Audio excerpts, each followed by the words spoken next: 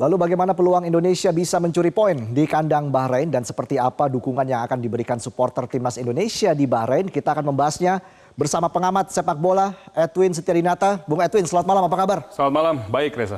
Kita juga sapa narasumber kita yang berada di luar studio. Ada mantan kiper timnas Indonesia Marcus Horizon. Selamat malam, Bang Marcus, apa kabar? Malam, baik, alhamdulillah. Dan juga sudah bergabung public figure yang juga supporter timnas Indonesia, Fitri Karlina, langsung dari Bahrain. Selamat siang waktu Bahrain, Mbak Fitri, apa kabar? Halo, selamat siang Mas. Alhamdulillah, Mas Saleh. Baik. Mbak Fitri, apa sih yang membuat Mbak Fitri ini begitu total ya, sangat totalitas mendukung timnas Indonesia sampai jauh-jauh ke Bahrain ini, Mbak Fitri? Iya, yang pasti pertama karena memang kita semuanya cinta dengan timnas Indonesia, dan kedua chance untuk Indonesia sekarang untuk meraih kemenangan itu kan sekarang semakin besar ya. Apalagi ditambah dengan datangnya player-player baru, itu menambah semangat juga dan menambah lini pertahanan dan juga serangan yang lebih bagus untuk Indonesia. Jadi kita warga Indonesia semakin semangat juga untuk mendukung timnas Indonesia meraih poin nanti di Bahrain dan nanti berikutnya akan ke China. Jadi optimis menang ya, Mbak Fitri ya? Optimis menang, insya Allah kita harus selalu optimis. Pokoknya menang kalah dan seri kita harus tetap cinta dengan timnas Indonesia.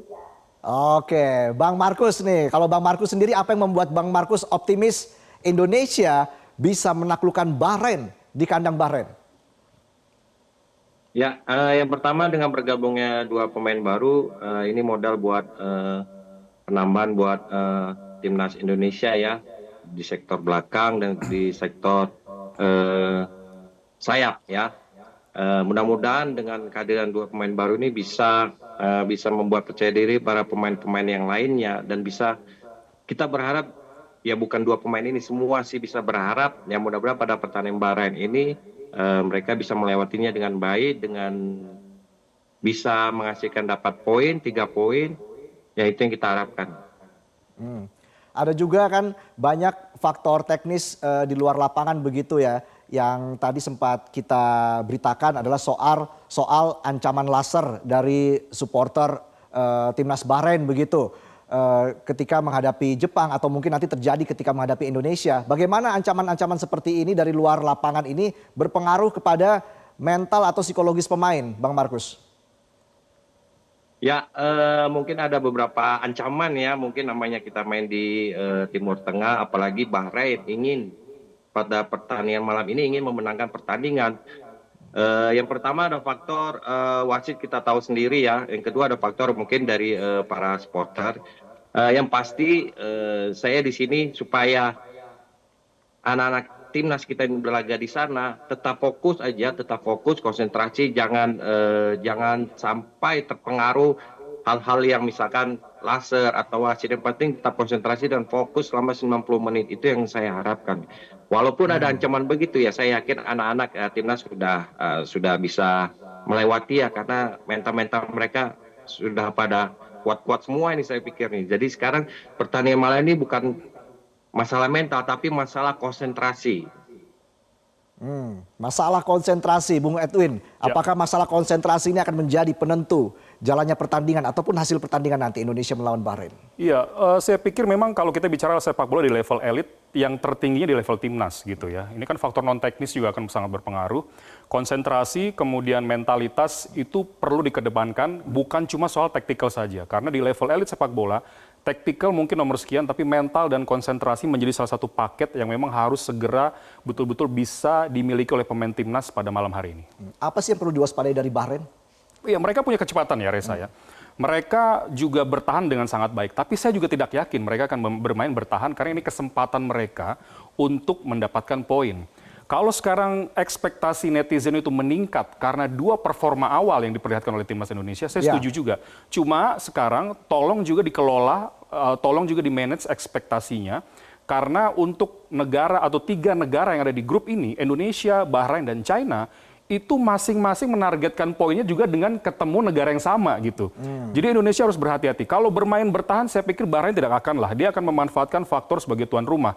Nah sekarang tinggal bagaimana timnas harus lebih efektif, harus lebih tajam. Karena kalau mengacu dari pertemuan pertama sewaktu melawan Arab Saudi, itu kita sebenarnya memang didominasi oleh Arab Saudi. Kita sering ditekan, tapi kita menciptakan banyak peluang saat itu. Andai kita bisa efektif, bisa saja kita membawa poin penuh saat itu sebenarnya. Oke, saya kembali ke Mbak Fitri. Mbak Fitri, tentunya ekspektasi kita terhadap timnas Indonesia sangat tinggi karena bisa meraih poin dari tim-tim besar seperti Arab Saudi dan juga Australia.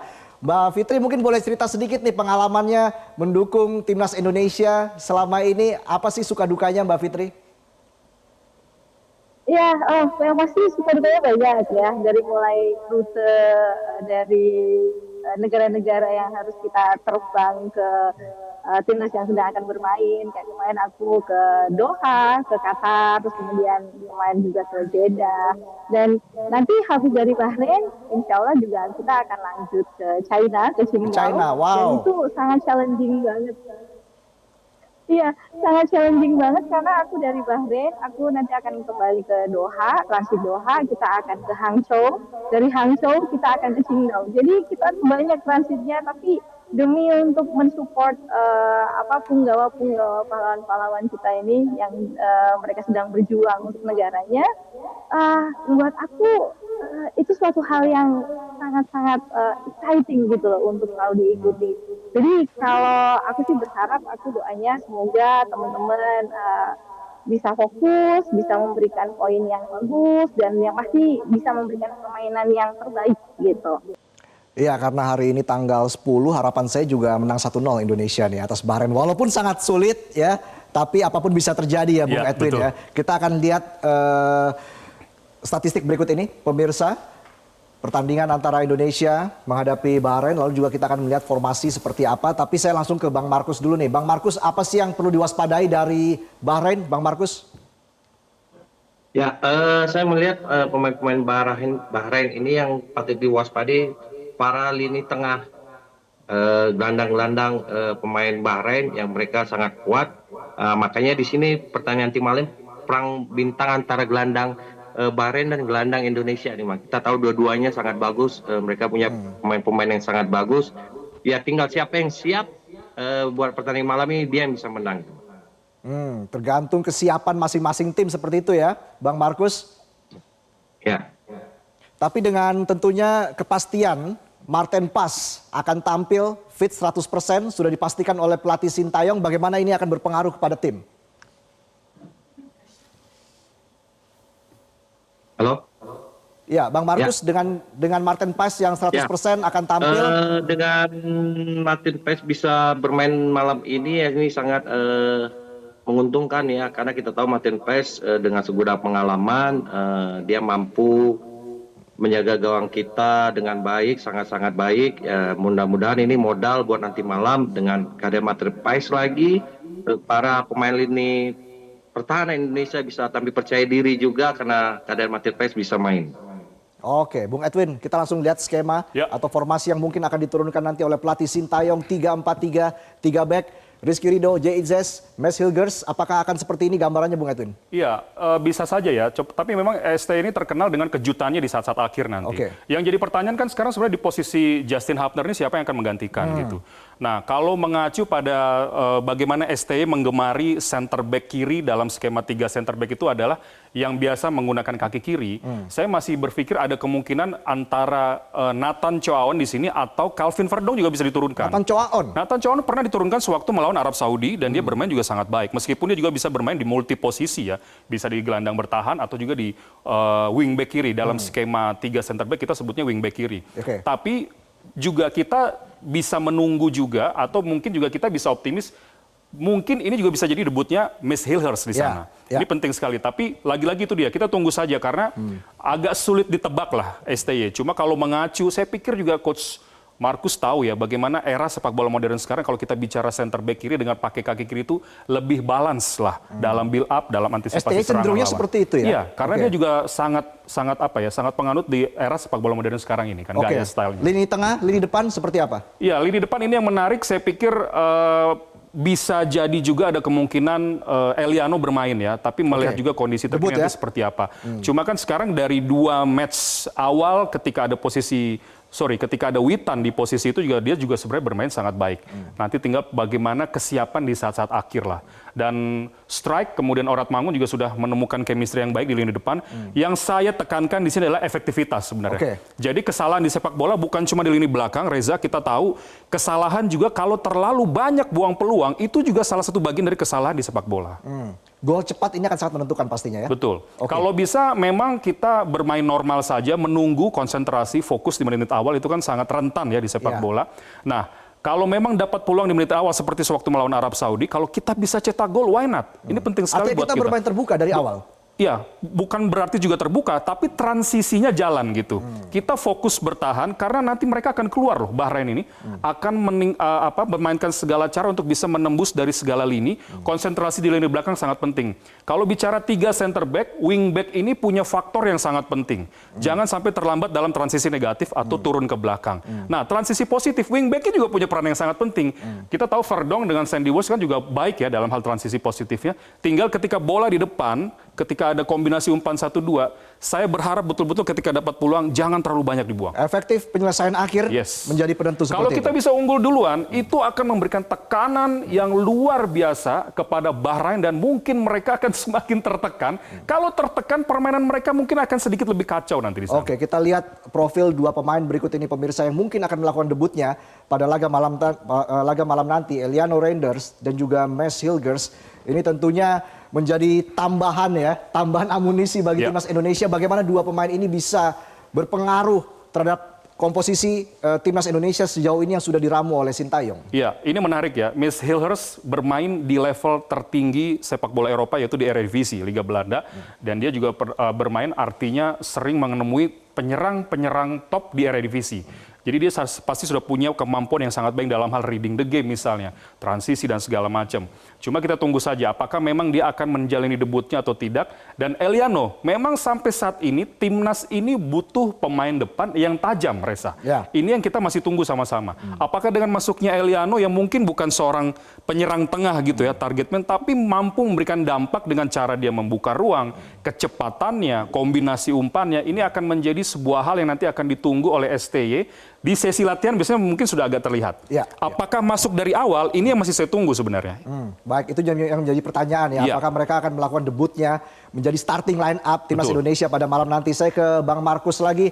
Bang Markus, selama ini Anda melihat apa yang perlu dievaluasi dari permainan timnas Indonesia agar tampil lebih baik lagi dalam menghadapi Bahrain malam nanti? Ya, saya hanya mengingatkan aja ya semoga ini kan kita ketemu lagi ini. Lawan Timur Tengah lagi Bahrain, walaupun di Arab Saudi kita bisa menyeimbanginya. Dan hari ini malam ini saya rasa evaluasinya jangan sampai ada para pemain timnas Indonesia yang lengah sedikit di lini pertahanan, jangan sampai ada kesalahan kecil itu yang dimanfaatkan para pemain-pemain Bahrain ya, mungkin dengan bola-bola matinya atau jangan sampai karena ini Timur Tengah ini jago-jago diving juga di area kotak penalti, makanya saya berharap Oke. lini pertahanan Indonesia ini benar-benar fokus, konsentrasi dan jangan ada kesalahan sekecil apapun di area kotak penalti atau dalam kotak penalti. Pokoknya Bahrain jangan banyak drama lah ya di dalam kotak penalti ya. Mungkin maksudnya Markus lebih kepada karena gini ya, ketika semua berjalan normal, berimbang gitu dari sisi permainan, nanti itu biasanya dibedakan sama hal-hal detail kecil tadi. Oke. Satu kesalahan bisa menyebabkan gol lawan. Ini mungkin harus diwaspadai lah betul-betul. Oke, Mbak Fitri, bagaimana nih pandangannya Mbak Fitri dengan kehadiran Mads Hilgers dan juga Eliano Reinders yang menambah kekuatan timnas Indonesia? Ngomongin masalah Miss, dia lagi ini baca buku tuh di sebelah sana. Oh ya? Dia sepertinya menyiapkan mentalnya dengan lebih menenangkan diri, biar lebih fokus juga nanti Ya, pas saat oke. match gitu. Yang pasti ini memberikan optimis yang lebih ya dalam timnas Indonesia. Bagaimana dengan tambahan pemain yang baru ini, pastinya kan nanti bakal ada rotasi-rotasi juga, bahkan ada yang mungkin cedera seperti itu. Dan ini dengan adanya tambahan ini amunisi yang baru, yang pastinya bisa memberikan semangat yang baru juga, booster yang baru, karena kita selalu dituntut untuk sampai 100% kan. Jangan sampai dengan adanya yang mungkin pemain yang cedera akhirnya mengganggu ritme permainan dari timnas Indonesia. Jadi kita pun sebagai supporter Indonesia semangatnya juga semakin wow ada pemain baru nih, pasti ya, kita sangat ingin melihat debut mereka juga. Oke, selain Mes Hilgers di sebelah Anda tadi ada siapa lagi nih pemain timnas Indonesia, Mbak Fitri? Oh, enggak, miss aja sih lagi Oke. baca. Jadi sepertinya Miss Yildiz kalau mau tanding, sepertinya dia menenangkan dirinya dengan cara baca buku, dengerin musik Oke. gitu. Oke, itu salah satu ritualnya Mes Hilgers ya. Jelang pertandingan baca buku. Sepertinya ya. Prediksi Jadi skor, sempat ngobrol juga. Mbak Fitri, prediksi skor dari Anda? Oke, nggak muluk-muluk sih. Mudah-mudahan sih 2-0 atau 2-1 untuk Indonesia win. Pokoknya kita bisa meraih 3 poin dan mudah-mudahan juga bisa memberikan peringkat yang terbaik dan juga rank yang terbaik untuk Indonesia. Baik, terima kasih Mbak Fitri. Selamat menyaksikan jalannya pertandingan nanti malam. Terima kasih Bang Markus. Terima kasih Bung Edwin sudah bergabung dalam Ya, diskusi sama-sama, kita Reza. pada malam ini. Kita berikan doa yang terbaik untuk timnas Indonesia tampil maksimal menghadapi Bahrain malam nanti. Jelajahi cara baru mendapatkan informasi. Download Metro TV Extend sekarang.